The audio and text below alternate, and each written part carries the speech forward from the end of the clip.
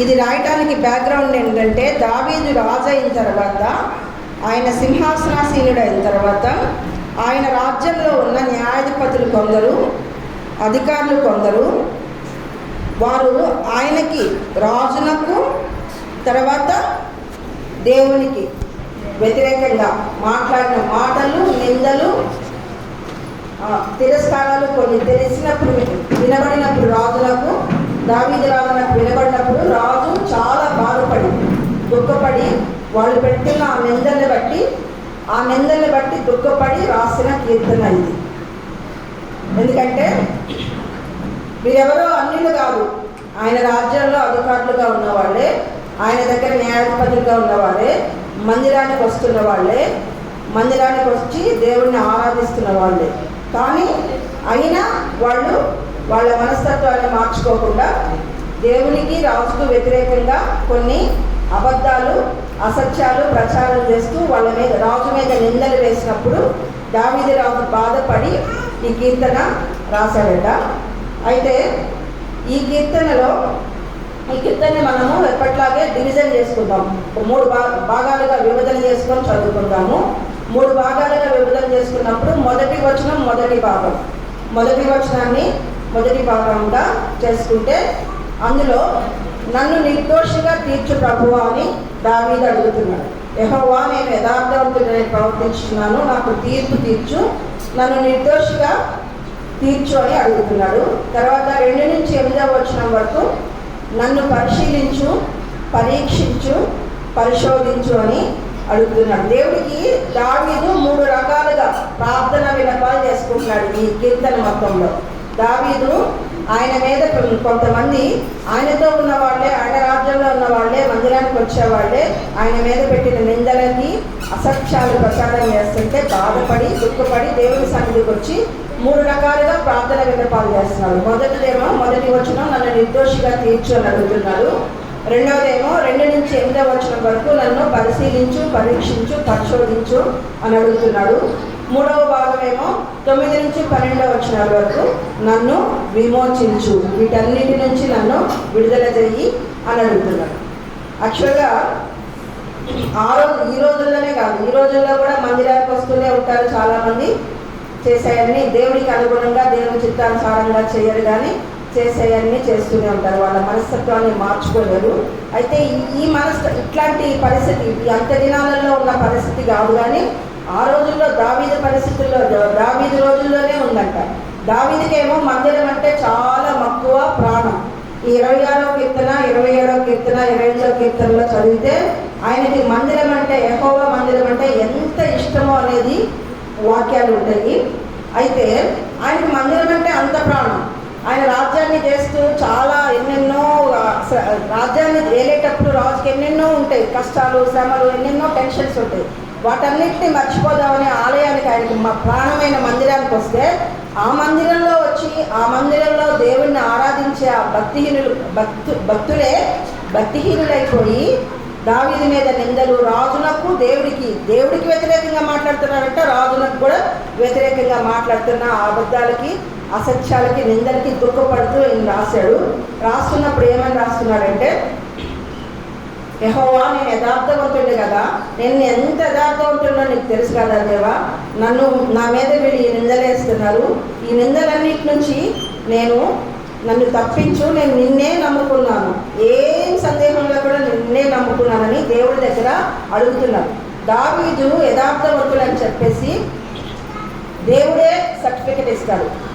రాజుల గ్రంథంలో ప్రతి రాజుల గురించి చెప్తున్నప్పుడు ఆ రాజు ఎలాంటి వాడు అనేది చెప్పాలి అని అంటే, అతను దావీదు వంటి యథార్థవంతుడు కాడు అని కొలమానం దావీదుగా పెట్టుకొని, దావీదు స్టాండర్డ్లో నడవలేదు ఆ రాజు అని చెప్పి చెప్తారు. అదొకటి.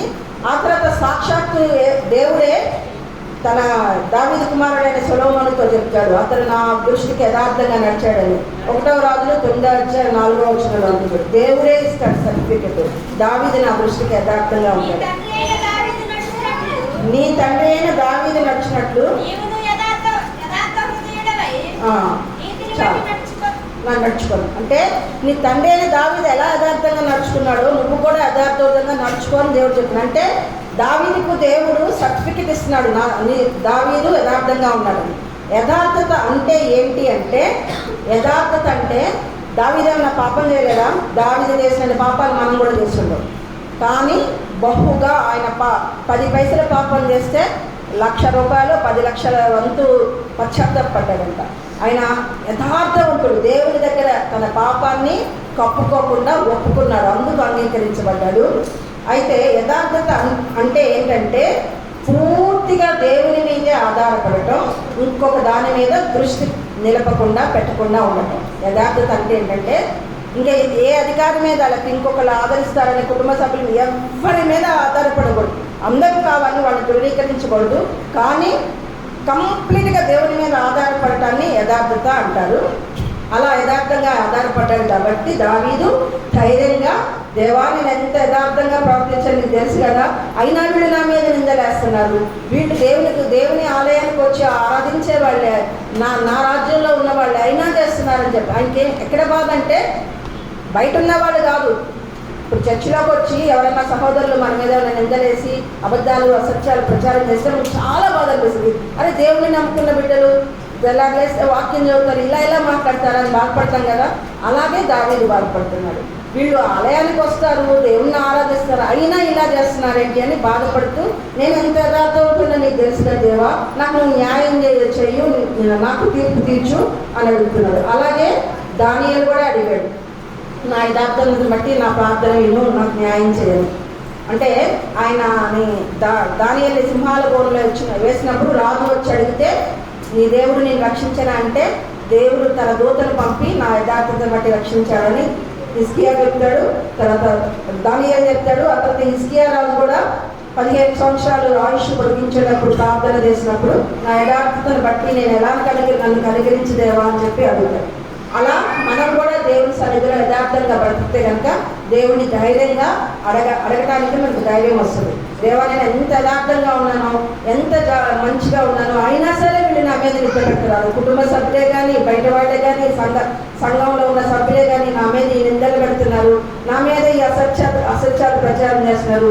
అంతా నీకు తెలుసు కదా దేవా, కింద ఉంటే చూడను, హృదయంలో అంతరంగలను పరిశీలించే దేవుడు కదా నీవు. నీకు ఎవరు ఏ మాట ఎలా మాట్లాడుతున్నారో, ఎవరు ఏ ఉద్దేశంతో అంటున్నారో అన్నీ నీకు తెలుసు దేవా అని మనం ధైర్యంగా దేవుని వద్ద మనం యథార్థవంతులు అయితే దేవుడిని అడిగి మనం ధైర్యంగా నిలబడగలుగుతాం. నీతిమంతులు సింహం వల్ల ధైర్యంగా ఉంటారని. ఆ తర్వాత 2వ భాగంలో యెహోవా నన్ను పరిశీలించుము, నన్ను పరీక్షించుము, నా అంతరంగములను నా హృదయమును పరిశోధి. ఇక్కడ 3 మాటలు ఉన్నాయి, పరిశీలించుము, పరీక్షించుము, పరిశోధించుము. మూడింటికి డిఫరెన్స్ ఉంది. ఈ 3 దేనికి వాడతారంటే మెటల్స్ అంటే బంగారం కానీ వెండి కానీ దానిలో ఉన్న శుద్ధతలకు అనుకోవడం కోసము వాడతారు.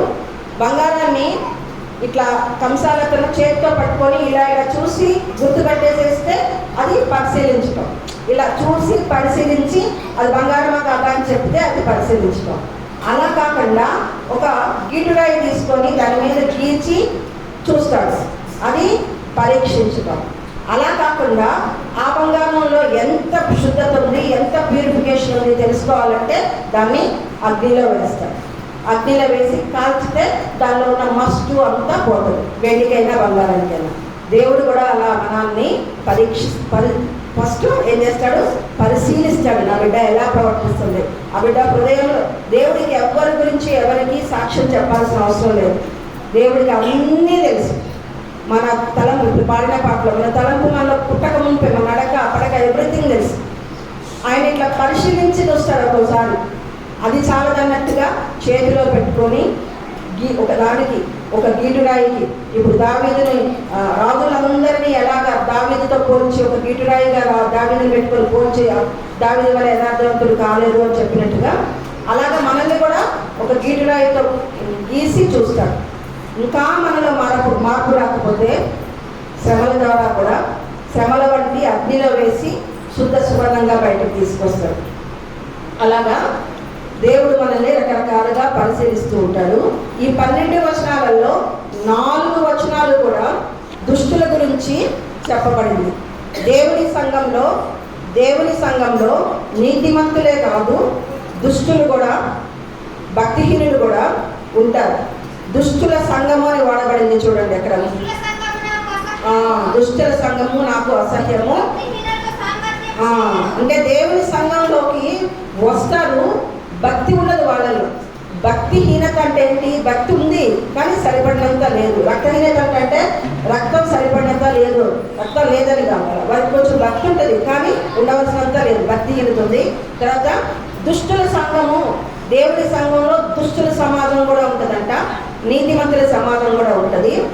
అయితే దేవుడు వెంటనే మత్తయి సువార్తలో చెప్పినట్టుగా గోధుమలతో పాటు గురుగులు ఉంటాయి, గొర్రెలతో పాటు మేకలు ఉంటాయి. పౌలు ఏం చెప్తాడు? నేను వెళ్ళిపోయిన తర్వాత గొర్రెలు లాంటి మిమ్మల్ని తీర్చడానికి తోడేళ్ళు లాంటివి వస్తాయంట. ఆ తర్వాత ధాన్యం బాగు చేసేటప్పుడు ధాన్యంతో పాటు పొట్టు కూడా ఉంటుంది. ఇవన్నీ దేవుడు యుగ సమాప్తి వరకు అట్లాగా ఉండనిస్తాడు. ఎందుకంటే మళ్ళీ నీతిమంతులకి ఏమన్నా ఇది అవుతుందేమో, గురుగులు పీకేటప్పుడు గోధుమలకు ఏమన్నా అవుతుంది అని చెప్పి దేవుడు ఎలో చేస్తాడు. సంఘంలో భక్తిహీనులు, దుష్టులు, ఆ దుష్టుల సమాజాన్ని దేవుడు ఎలో చేస్తాడు, అంటే అనుమతిస్తాడు. కానీ కొత్త కాలం వచ్చినప్పుడు, యుగ సమాప్తి వచ్చినప్పుడు వాటి నుంచి వీటి నుంచి వాటిని వేరు చేసేస్తాడు, వారిని శిక్షిస్తాడు, పొట్టుని కాల్చివేస్తాడు. కాబట్టి మనము చాలా జాగ్రత్తగా ఉండాలి. తర్వాత దావీదుకి దేవుని మందిరం అంటే ఎంత ఇష్టం అంటే, దేవా నేను మంచి పట్టణంలో నివసిస్తున్నాను, మంచి రాజప్రాసాదంలో నివసిస్తున్నాము, నీ గుడారము, దావీదు సమయంలో ప్రత్యక్ష గుడారంలో మందసం పెట్టబడింది, అదే దేవుని మందిరం. అది ఎవరు కట్టారు? మోషే కట్టాడు. మోషే కట్టిన ప్రత్యక్ష గుడారంలో దేవుని మందసాన్ని పెడితే యాజకులే అడుగు పెట్టలేనంత తేజోమహిమ, షకీనా తేజోమహిమ వచ్చిందంట. ఆ మందిరం అంటే దావీదుకి ఎంత ఇష్టం అంటే, నేను నీ బలిపీఠం చుట్టూ ప్రదక్షిణాలు చేస్తానని చెప్తూ ఉంటాడు. అంత నీ యెహోవా నీ బలిపీఠం చుట్టూ ప్రదక్షిణం చేయుదును, అచ్చట కృతజ్ఞతాస్తుతులు చెల్లింతును, నీ ఆశ్చర్యకార్యములను వివరింతును. దావీదుకి ఎంత ఇష్టం అంటే మందిరము, నేను నీ మందిరం కడతాను దేవా, నేను ఇంత మంచి బిల్డింగ్లో ఉన్నాను, ఇంత మంచి రాజప్రాసాదంలో ఉన్నానంటే దేవుడు అనుమతించలేదు. రక్తం చెందించావు, నువ్వు కట్టడానికి వీల్లేదన్నప్పుడు నీ కుమారుడు కడతానంటే మనమైతే ఏం చేస్తాం? నేను కట్టడానికి వీల్లేదా, నన్ను నువ్వు అనుమతించలేదని అడిగి ఏదన్నా చేస్తాం. కానీ దావీదు సంతోషించాడు. సంతోషంతో ఆ మందిరానికి కావాల్సిన మెటీరియల్ అంతా తీసుకొచ్చి సమకూర్చి పెట్టాడు తన కుమారుడు కట్టడానికి. తర్వాత ఆ ప్లాను, ఆ మందిరం ప్లాన్ కూడా మచ్చులు అని ఉంటుంది అక్కడ సమూయేలు గ్రంథంలో. అయితే ఆ మచ్చులు, ఆ ప్లాన్, బ్లూ ప్రింట్ కూడాను దేవుని ఆత్మ దావీదు మీదకి వస్తే ఈ మందిరాన్ని ఎలా కట్టాలి ప్లాన్ కూడా అతను తీసి రాసి ఇచ్చాడని చెప్పిస్తాను, కుమారుడికి అప్పు చెప్పాడని బైబిల్లో చెప్పబడింది. అంత ప్రేమ మందిరం అంటే. మనకి కూడా మందిరం అంటే అంత ఇష్టం ఉంటే దేవుడు మందిరాన్ని ప్రేమించే వారిని దేవుడు బహుగా దీవిస్తాడు. నీ సంచారాలు లెక్కిస్తాను, నీ చుట్టూ బలిపీఠం చుట్టూ ప్రదక్షిణాలు చేస్తానని చెప్తున్నాడు కదా అతను. మనం కూడాను ఉదయం, సాయంకాలం, వెనస్డే, సాటర్డే, ఫ్రైడే, సండే వస్తూనే ఉంటాం మందిరంలోకి. మందిరం చుట్టూ ప్రదక్షిణాలు చేస్తున్నట్టే వస్తూ ఉంటాం. దేవుడు వాటిని ఎన్నడూ చూడకుండా ఉన్నాడు. మనం చేసే ప్రతి సంచారాన్ని, మందిరంలోకి రావడానికి మనం చేసే ప్రతి సంచారాన్ని దేవుడు లెక్కించుకుంటాడు. నా బిడ్డ ఎన్నిసార్లు వచ్చింది చర్చికి, ఎన్నిసార్లు నా కోసం ఇలా ప్రయాసపడిందని లెక్కించి దేవుడు ఎవరికి రుణస్తుడు కాదు, ఎవరికి ఇవ్వాల్సింది వారికి ఇస్తాడు. దేవుడి మీద ఆధారపడటం, దేవుడిని ప్రేమించటం, మందిరాన్ని ప్రేమించటం మంచిది. అయితే దుష్టులతోనంట, దుష్టులు సంఘం, మందిరంలో దుష్టులు ఉంటారు. దేవుడు ఆ దుష్ట సమాజాన్ని ఉంచుతాడు. నీతిమంతుల సభలో పాపులను, మొదటి కీర్తనలో ఉంటుంది కదా, నీతిమంతుల సభలో దుష్టులు నిలవాలని ఉంటుంది. అయితే మందిరంలో ఇద్దరు ఉంటారు. మహాసమాజం ఉంటుంది, దుష్టుల సమాజం ఉంటుంది, నీతిమంతుల సమాజం ఉంటుంది, దేవుని సమాజం. ఇవి దేవుడు వారిని వేరుపరిచేదాకా ఉంటారు. మన బాధ్యత ఏంటంటే, మనమేం చేయాలంటే ఆ దుష్టులు పెట్టే తిరస్కారాలని, నిందల్ని మనసులో తీసుకొని కృంగిపోకూడదు. కృంగిపోయామంటే సాతాను వచ్చి కార్యం చేస్తుంది. మనల్ని ఇంకా ఎందుకు పనికిరాని వాళ్ళుగా దేవుని చేతిలో వాడబడటానికి వీలు, పనికిరాని వృధాగా చేసేస్తుంది. కాబట్టి ఎవరైనా మన మీద, ఆ దుష్టుల సమాజం వాళ్ళు మన మీద నిందలేసినా, తిరస్కారాలు చేసినా, అసత్యాలు ప్రచారం చేసినా వాళ్ళ మీద పోట్లాడకూడదు, బాధపడకూడదు, కృంగిపోకూడదు. మనం ఏం చేయాలంటే దావీదు వలె దేవుని దగ్గరికి వెళ్ళి, దేవా నేను ఈ విషయంలో ఎంత యథార్థంగా ఉన్నానో నీకు తెలుసు కదా, నువ్వు నాకు న్యాయం చెయ్యి, నువ్వు నాకు న్యాయం చెయ్యి అని అడగాలి. ఆ దుష్టులతో సాంగత్యం చేయకూడదు, నీతిమంతులతో సహవాసం కలిగి ఉండాలి. సంఘంలో దుష్టులకేమో మన సాక్ష్యం ద్వారా, మన ప్రవర్తన ద్వారా, మన నీతి ద్వారా ఒక సాక్ష్యంలాగా మనం కనిపించాలి. దుష్టుల సాంగత్యం నుంచి మనం వేరైపోవాలి. 4 చేశాడు దావీదు. ఏం చేశాడంటే వాళ్ళు పెట్టే నిందలు తిరస్కారాలంతటినీ వచ్చినప్పుడు, అసత్యాలు వచ్చినప్పుడు కురింగిపోకుండా దావీదు 4 చేశాడు. దేవుని దగ్గరికి వచ్చి యథార్థంగా మనం ఫస్ట్ చెక్ చేసుకోవాలి, నిజంగా నేను ఏమన్నా చేశానా ఇది. ఒకవేళ నిజమైతే దేవుని సన్నిధిలో దావీదు ఒప్పుకున్నట్టుగా నాతాను ప్రవక్త వచ్చి నువ్వు ఇలా చేసావు పాపం బత్షెబ విషయంలో అన్నట్టు వెంటనే అప్పుడు మాస్టర్ గారు ఒకసారి చెప్పారు, తీర్పనిగా జడ్జిగా చెప్పిన ఆయన దోషిగా నిలబడి ఒప్పుకున్నాడు. అలా ఒకవేళ మనం తప్పు చేస్తే ఒప్పుకోవాలి దావీదు వలె యథార్థంగా, చేయకపోతే యథార్థంగా దేవుని దగ్గర క్లెయిమ్ చేసుకోవాలి. దేవా నేను చేయలేదు కదా, అయినా వీళ్ళు నా మీద ఇలా పెడుతున్నారు, నాకు నువ్వే నీ అన్యాయం తీర్చు అని చెప్పి అడగాలి. దుష్టుల నుంచి దుర్మార్గుల నుంచి వేరైపోవాలి. వాళ్ళతో మనం సహవాసం చేయనేకూడదు. తర్వాత దేవుని మందిరంలో నీతిమంతులతో కలిసి సంతోషంగా దేవుణ్ణి ఆరాధించాలి, సాక్ష్యం కలిగి ఉండాలి. 4వది ఎల్లప్పుడూ సంతోషంగా ఆనందంగా ఉండాలి. నిందల్లో, తిరస్కారాల్లో, అవమానాల్లో కూడా మన సంతోషాన్ని మనం కోల్పోకూడదు. దేవుడు మనకి ఇచ్చిన ఈ రక్షణ ఎలాంటిదంటే చెప్పనశక్యమును మహిమాత్మకమైన సంతోషం ఇది. ఈ సంతోషాన్ని హరించేసి సాతానుడు ప్రతి నింద ద్వారా, ప్రతి తిరస్కారం ద్వారా, ప్రతి అవమానం ద్వారా మనల్ని కుంగేటట్లు చేసి దేవుడికి పనికి రాకుండా, మన జీవితానికి మన కుటుంబానికి పనికి రాకుండా చేయాలని చూస్తుంది. కాబట్టి మనం ఎల్లప్పుడూ ఉండాలి. దేవుడిచ్చే ఆ సంతోషాన్ని మనం ఎల్లప్పుడూ కోల్పోకూడదు. అలా ఉండాలంటే దేవుడి వాక్యాన్ని రెగ్యులర్గా చదవాలి, రెగ్యులర్గా ప్రార్థన చేయాలి. ఇంకొక మాట చెప్పి ముగిస్తాను. కృపా సత్యములు 3వ వచనంలో ఉంటుంది చూడండి, నీ కృప నా కనుల ఎదుట ఉంచుకొని ఉన్నాను. మనకి ఇట్లాంటి తిరస్కారాలు, అవమానాలు, నిందలు వచ్చినప్పుడంట దేవుని కృపని మన కన్నుల ఎదుట ఉంచుకోవాలంట. వాటిని అయ్యో కొంతమంది రీలు తిరిగినట్లుగా, ఇక TV9 వాటిల్లో వేసినట్టుగా, పదే వేసినట్టుగా నన్ను అట్లా అన్నారా అని అనుకుంటూ ఆలోచిస్తారు. అలా ఆలోచించకూడదు, అలా రీల్స్ తిప్పుకోకూడదు. కానీ దేవుని కృపని మన కన్నుల ఎదుట ఉంచుకోవాలి. తర్వాత నీ సత్యమును అనుసరించి నడుచుకోవచ్చున్నాను. ఇలాంటి పరిస్థితి మనకి అవమానాలు, నిందలు, తిరస్కారాలు వచ్చినప్పుడు దేవుని కృపను బట్టి, దేవుని సత్యాన్ని బట్టి మనం అనుసరించి భూమి మీద నడుచుకుంటే ఆకాశంలో ఉన్న దేవుడంట మళ్ళా వాటినే 57వ కీర్తన 3వ వచనం చదవండి. ఆ కృప ఆయన ఎత్తున మనము దేవుని కృపను మన ఎత్త పెట్టుకొని ఆయన ఆకాశం నుంచి ఆజ్ఞయించి రక్షించును. నిన్ను మింగగోరు వారి దూషణలనే ఎక్కడి నుంచి పంపుతాడంట ఆయన కృపా సత్యాల్ని? ఆకాశం. ఇక్కడేమో భూమి మీద మనము దేవుని కృపని జ్ఞాపకం చేసుకోవాలంటే బైబిల్ వాక్యంలోనే దేవుని కృప మనకు దొరుకుతుంది.